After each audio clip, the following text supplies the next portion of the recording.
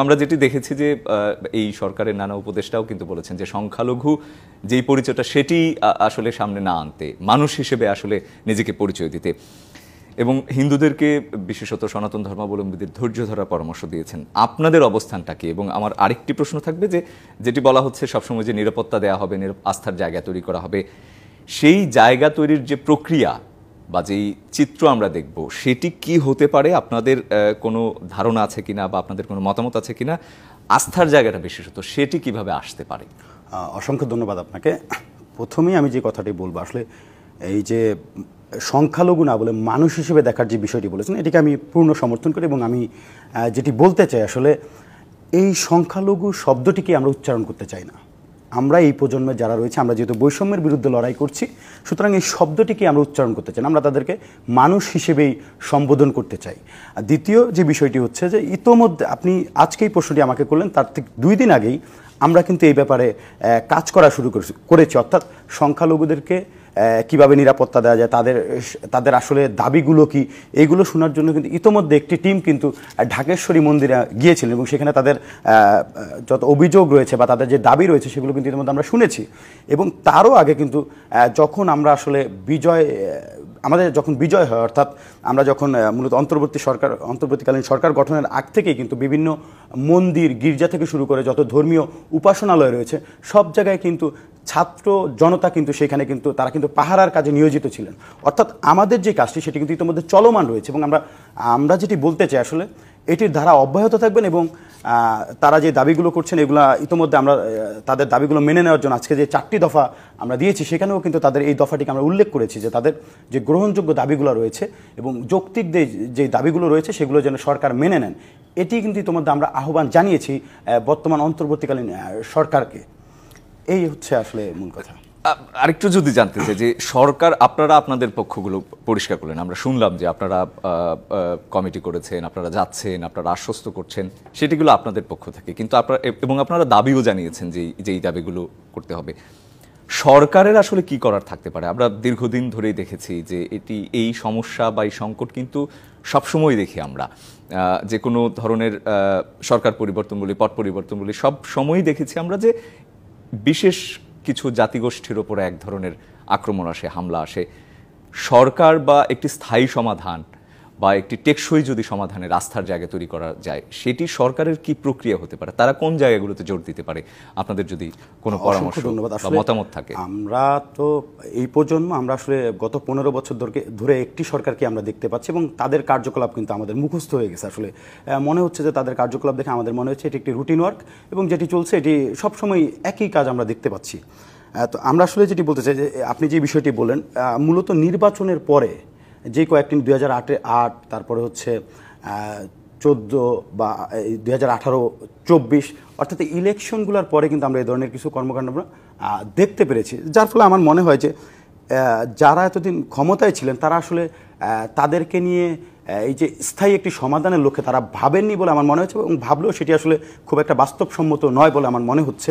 তবে আমরা বিশ্বাস করি যেহেতু একটি গণ অভ্যুত্থানের মাধ্যমে নতুন যেই সরকার আসছেন তিনি নিশ্চয়ই এই ব্যাপারে একটি তার স্পষ্ট ধারণা দিবেন এবং এটির কিছু আইনি প্রক্রিয়াও রয়েছে যে তাদেরকে আসলে কীভাবে নিরাপত্তা দেওয়া যায়।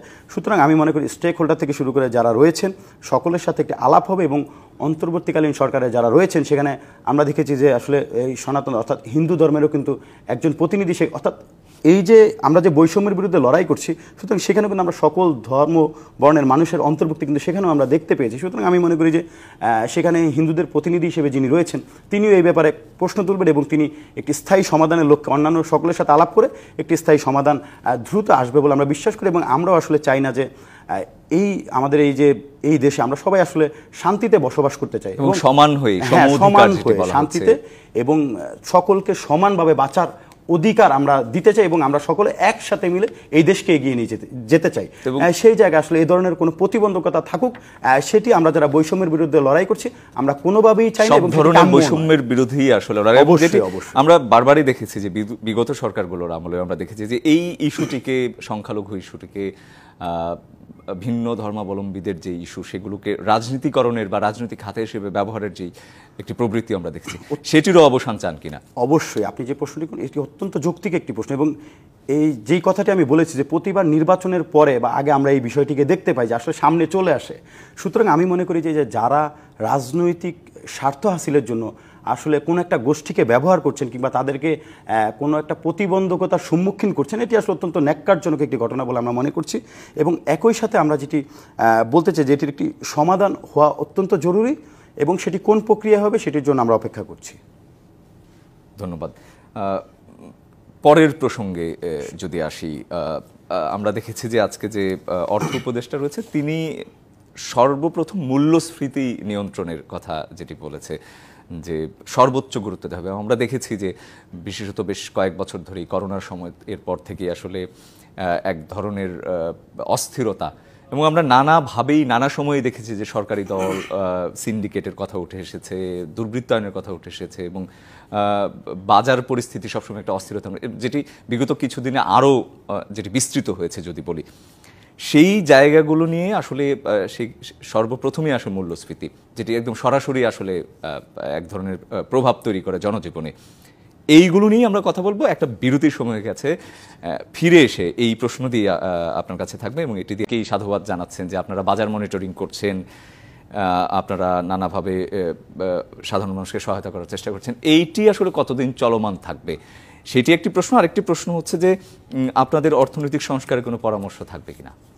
ধন্যবাদ। আসলে একটি সংকটকালীন মুহূর্ত আমরা সবাই পার করছি, এবং এই সংকটকালীন মুহূর্তে সকল ধরনের সংকটই আমাদের সামনে আসছে। সেক্ষেত্রে অর্থনৈতিক সংকটটি একটি গুরুত্বপূর্ণ বিষয়, এটি সত্যি কথা। এবং এটি 1971 সালে যখন যুদ্ধ হয়েছিল, যখন আমরা স্বাধীন হয়েছি, তারপরে কিন্তু এই ধরনের একটি সংকট আমরা দীর্ঘদিন দেখেছি। এবং এখন যে সংকটটি চলছে এটি কিন্তু আসলে বেশ কিছুদিন ধরেই চলছে, বেশ কিছুদিন, আমি বলবো যে অনেক বছর ধরেই চলছে। হ্যাঁ, তো হঠাৎ করে আমরা আসলাম আর এটি আসলে সমাধান হয়ে যাবে কিংবা আমরা একেবারে অর্থনৈতিক সংকট থেকে দূর করে ফেলতে পারবো, আলাদিনের চেরাগ নয় যে আমি একদিনে পেলাম আর হয়ে গেল। সুতরাং আমি মনে করি যে এটিও একটি দীর্ঘস্থায়ী ব্যাপার। তবে আমাদের যে অন্তর্বর্তীকালীন সরকারে যারা রয়েছেন এবং শ্রদ্ধেয় ডক্টর মোহাম্মদ ইউনূস স্যার, তিনি এ ব্যাপারে যথেষ্ট বিজ্ঞ এবং তার অনেক ধারণা, এই পরিকল্পনা রয়েছে নিশ্চয়ই। এবং আমি বিশ্বাস করি তার মতো একজন মানুষের নেতৃত্বে এটি আসলে অতি দ্রুত পুরোপুরি সমাধান না হলেও অনেকখানি আসলে এই সংকট কেটে যাবে বলে আমি বিশ্বাস করি। এবং তার হাত ধরে, এবং আমরা মনে করি যে এক্ষেত্রে একটি বিষয় লক্ষণীয় যে এই যে সিন্ডিকেট যারা রয়েছে, বাজাজ সিন্ডিকেট, এই সিন্ডিকেটগুলোকে ভেঙে দেওয়া খুব গুরুত্বপূর্ণ। এবং আমরা দেখি যে একটি ট্রাক, আপনি যদি মনে করেন যে চাঁপাইনবাবগঞ্জ থেকে ঢাকায় আসতে একটি ট্রাকে যদি 10 লাখ টাকার মালামাল থাকে, তার মিনিমাম 1 থেকে 1.5 লাখ টাকা চলে যায় চাঁদা দিতে বিভিন্ন জায়গায়। আমরা নানা সময় বিষয়গুলোকে আসলে যদি রোধ করতে পারি এবং এই সিস্টেমগুলোকে যদি ডেভেলপ করতে পারি এবং তাদেরকে আইনি প্রক্রিয়ার মাধ্যমে যে আইনের যে বাস্তবায়ন সেটি যদি আমরা ঘটাতে পারি, আমি মনে করি যে এবং নজরদারি নিশ্চয়ই বাড়াতে হবে। এবং কারণ এই ট্রাকগুলা বা এই যে পণ্যবাহী যেই গাড়িগুলো, সেগুলো কিন্তু গভীর রাতে আসে, সরবরাহ ব্যবস্থা। সেইখানে আমি মনে করি যে নজরদারি বৃদ্ধির মাধ্যমে এবং আরও অনেক স্টেক হোল্ডার রয়েছেন যারা রয়েছেন, তারা বিভিন্ন পরিকল্পনার মাধ্যমে এটির একটি সমাধান নিশ্চয়ই সম্ভব। এবং সংকট পুরোপুরি দূর না করতে পারলেও অনেকখানি নিস্তার পাওয়া সম্ভব। আমরাও সেই আস্থায় রাখতে চাই। ছোট্ট করে একটু আপনার কাছে আবারও জানতে চাই, যেটা হচ্ছে মনিটরিং এর কথা যেটা আমি বলছিলাম, সেটি আসলে কতদিন পর্যন্ত আপনারা বা সাধারণ মানুষকে আসলেই সুফল পাচ্ছে কিনা, আপনাদের কোনো মানে নজরদারি বা পর্যবেক্ষণ রয়েছে কিনা? অবশ্যই যেই নজরদারিটির কথা বলেন, এটি শুধুমাত্র বাজারে গিয়ে নজরদারি হচ্ছে বিষয়টি এরকম না। আমরা যেখানেই সংকট মনে করছি, যেখানেই সমস্যা মনে করছি, আমরা তাৎক্ষণিক সেখানেই চলে যাচ্ছি। আসলে আমাদের শিক্ষার্থী এবং ছাত্র জনতার জায়গা থেকে আমরা যতটুকু ভূমিকা রাখা দরকার সেটি আমরা করছি, কিন্তু আমরা নিশ্চয়ই কোনো আইনি কার্যক্রম কিংবা সেটি আমরা চালাতে পারছি না। আমরা সতর্ক করার চেষ্টা করছি এবং আমরা সচেতন করার চেষ্টা করছি, এবং একই সাথে আমরা তাদেরকে হুঁশিয়ারি দিয়ে আসছি যেন তারা কোনো ধরনের অসাধু উপায় অবলম্বন করতে না পারেন। এবং সেটি আমি মনে করি যেহেতু একটি সংকটকালীন সময় চলছে এবং মানসিকতার পরিবর্তন চাচ্ছে, আমরা তাদেরকে বুঝাচ্ছি আসলে কি হওয়া উচিত। এবং আমরা যেহেতু ছাত্র বন্ধু, আমাদের সবাই তরুণ এবং যারা এই ব্যবসার সাথে জড়িত, তারা আমাদের বাবার বয়সে অনেকে রয়েছেন, সুতরাং তাদেরকে আমরা বুঝিয়ে যে কোনোভাবে একটি সিন্ডিকেটকে ভেঙে যেন একটি ভালো অর্থাৎ বাজার ব্যবস্থা আগামী যে সরবরাহ বাংলাদেশ যে স্বাভাবিক। সেই বাংলাদেশ বিনির্মাণে আসলে তাদেরও যে ভূমিকা রাখা দরকার সেটি আমরা বোঝানোর চেষ্টা করছি। ধন্যবাদ। ধন্যবাদ। দেখুন, এই যে রাঘব বোয়ালরা যারা রয়েছেন, যারা আসলে দেশকে অস্থিতিশীল করার পেছনে এবং দেশের অর্থনৈতিক চাকাকে স্থির করার পেছনে যাদের মূল চালিকা শক্তি, তাদের মধ্যে একজন আপনি যার নাম বললেন তিনি, এবং এই যে আইনমন্ত্রী যিনি আসলে আমরা দেখেছি যে তার এক এক সময় এক এক রকম মন্তব্য সাধারণ শিক্ষার্থীদের মধ্যে এক ধরনের অস্থিরতা তৈরি করেছে এবং তিনি জনমনের যেই আস্থার জায়গায় তারা থাকার কথা সেটি আসলে সম্পূর্ণভাবে তারা হারিয়েছেন ওই সময়। এবং নাজমুল যেটি বললো যে তথ্যমন্ত্রীর কথা, এই যে তার আসলে আমাদেরকে সাচ্চা রাজাকারের বাচ্চা বলে আমাদেরকে আখ্যায়িত করা এবং এক একজনের এই যে এই ধরনের আমাদেরকে নিয়ে মন্তব্য, এটি আসলে অত্যন্ত ব্যাহত হয়েছে যে দায়িত্বশীল জায়গায় থেকে কোমলমতি শিক্ষার্থী থেকে শুরু করে আমাদেরকে তারা কিভাবে এইরকম বলেন এবং আমাদের উপরে যেই জুনায়েদ আহমেদ এই যে ডিজিটালি ক্র্যাকডাউন থেকে শুরু করে এই যে মেকানিজমগুলো সাধারণ শিক্ষার্থীদের শান্তিপূর্ণ আন্দোলনে নির্বিচারে গুলি করার পরামর্শ কারা দিল, কারা আসলে এই অর্থাৎ এই প্রক্রিয়াটির সাথে যারা জড়িত সকলকে আইনের আওতায় এনে বিচারের মুখোমুখি করা এবং এমন একটি শাস্তি তাদেরকে অন্যদের জন্য উদাহরণ হয়ে থাকতে পারে এবং ভবিষ্যতে যেন কেউ এ ধরনের কোনো পরিস্থিতি সৃষ্টির দুঃসাহস দেখাতে না পারে। অর্থাৎ আমরা মনে করি এটি একটি মুখ্যম সময় যে বাংলাদেশে আগামীর রাজনীতির জন্য এবং আগামীর বাংলাদেশের জন্য একটি উদাহরণ সৃষ্টি করে যাওয়া, যে যেন কেউ ভবিষ্যতে বৈষম্য, অনিয়ম কিংবা এই ফ্যাসিস্টকে পুনর্বাসনের জন্য যেন কোনো ধরনের পদক্ষেপ নিতে না পারেন। ধন্যবাদ। ভবিষ্যতের কোনো চিন্তা আছে কিনা? রাজনীতিতে আসলে রাতারাতি কিছু বলে দেওয়া যে কি হতে পারে বা কি হবে, এটা আসলে খুবই মুশকিল, কারণ এখানে প্রতিনিয়তই অনেক কিছুই পরিবর্তন হয় এবং প্রতি সেকেন্ডেই অনেক ধরনের সিদ্ধান্তের পরিবর্তন আসে এবং অনেক ধরনের প্রেক্ষাপটের পরিবর্তন আমরা দেখতে পাই।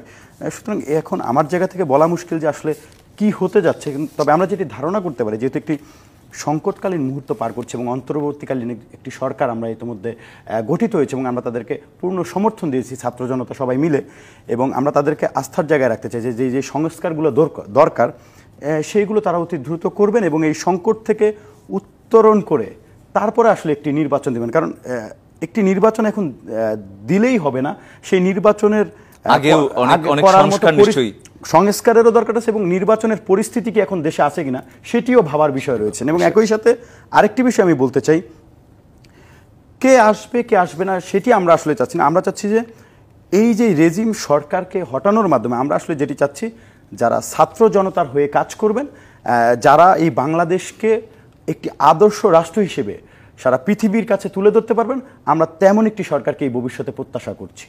অসংখ্য ধন্যবাদ নাদভি, ওয়াসিফ তাজওয়ার, সাইফুল ইসলাম এবং নাজমুল হাসান, তিনজনকে আমাদের সাথে যুক্ত হয়ে সংবাদ সম্প্রসারণ সময় দেওয়ার জন্য।